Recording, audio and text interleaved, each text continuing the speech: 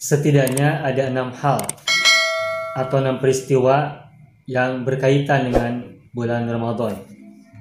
Pertama, Ramadan dikaitkan dengan peristiwa turunnya Al-Quran, nuzulul Quran. Ini berdasarkan Al-Quran surat Al-Baqarah ayat 185. Syahrul Ramadan alladzi unzila fihi al-Quran hudal linnasi wa bayyinatin minal huda wal furqan. Bulan Ramadan adalah bulan yang di dalamnya Al-Quran diturunkan.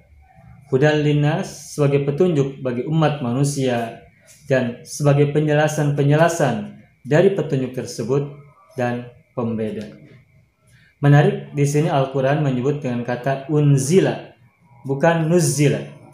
Yani kalau nuzzila artinya diturunkan secara bertahap. Tapi kalau unzila diturunkan secara daf'atan wahidatan, secara sekaligus. Berbeda dengan tanzil, diturunkan secara tadrijiyan, secara gradual. Nah, tentu saja ini menarik dari sisi bahasan.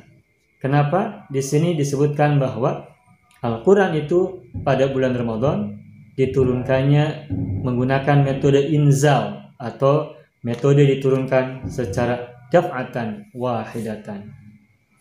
Kita tidak akan bahas ini secara panjang lebar. Insya Allah pada kesempatan yang lain kita akan coba gali. Kita akan bahas apa perbedaan antara Al-Quran secara tanzil dan Al-Quran secara inzal. Tapi berkaitan dengan bulan Ramadan dan Al-Quran, ini jelas menunjukkan bahwa Al-Quran itu diturunkan secara inzal pada bulan Ramadan. Maka oleh karena itu, bulan Ramadan juga dikenal sebagai Syahrul Quran. Bahkan pada salah satu malamnya suka diperingati sebagai malam Nuzulul Quran. Biasanya malam Nuzulul Quran diperingati pada malam 17 Ramadan.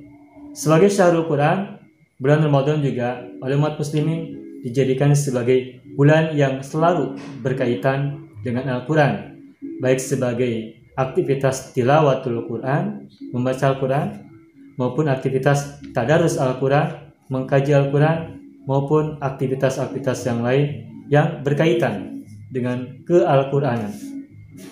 Yang kedua, Ramadan juga dikaitkan dengan siam atau puasa.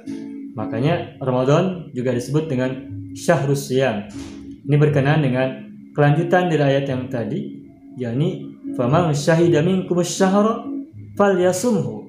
Barang siapa menyaksikan bulan tersebut, bulan Ramadan, maksudnya barang siapa yang hidup pada bulan Ramadan, falyasumhu, maka hendaknya ia berpuasa atau melakukan siam pada bulan tersebut.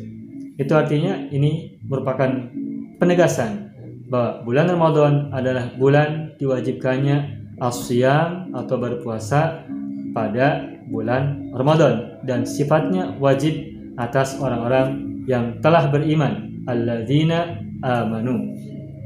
Tentu saja tidak hanya ayat ini yang menerangkan tentang wajibnya asyam pada bulan Ramadan. Ada banyak hadis Nabi yang lain yang menceritakan bahwa ada kewajiban bagi umat beriman untuk melakukan puasa pada bulan Ramadan. Yang ketiga, Ramadan juga dikaitkan dengan malam Lailatul Qadar. Makanya Ramadan juga disebut sebagai Syahru Lailatul Qadar, bulan malam Al-Qadar. Malam Al-Qadar atau Lailatul Qadar ditegaskan dalam sebuah surat Al-Qadar, yakni Allah berfirman, Inna anzalnahu fi Lailatul Qadar. Sesungguhnya kami telah turunkan Al-Quran pada Lailatul Qadar, pada malam Al-Qadar. Pada ayat ini bersama Allah menegaskan bahwa Dia menurunkan Al-Quran itu secara inzal pada malam Al-Qadar. Jadi bukan menggunakan metode tanzil secara bertahap. Lailatul Qadar adalah sebuah malam yang diterangkan di Al-Quran sebagai khairun min alfi syahrin, yang lebih baik daripada 1000 bulan. Yang keempat, bulan Ramadan juga dikaitkan dengan Al-Furqan, yakni pembeda.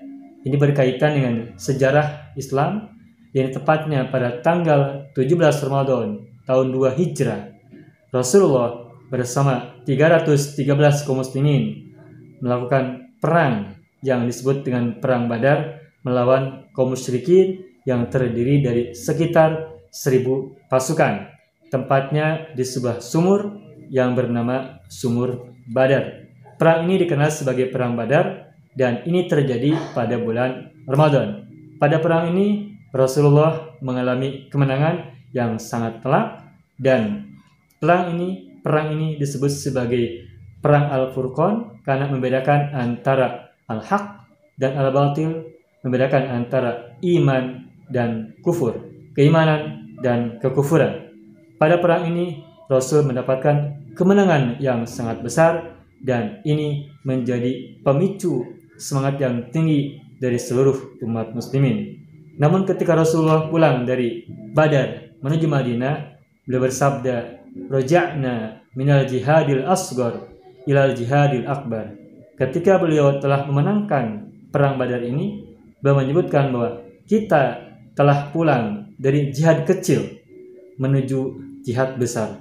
Jihad kecil itu adalah perang yang barusan dimenangkan dan jihad besar adalah melawan nafsu yang ditempuh pada saat bulan Ramadan.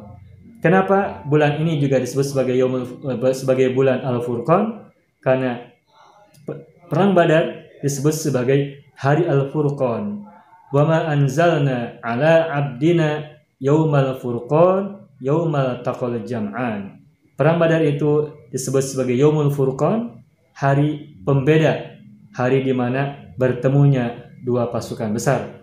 Karena pada bulan Ramadan terjadi perang Badar yang merupakan perang Al-Furqan, maka juga bulan Ramadan juga disebut sebagai Syahrul Furqan karena dikaitkan dengan peristiwa perang Badar, dan perang Badar terjadi pada tanggal 17 Ramadan tahun 2 Hijrah.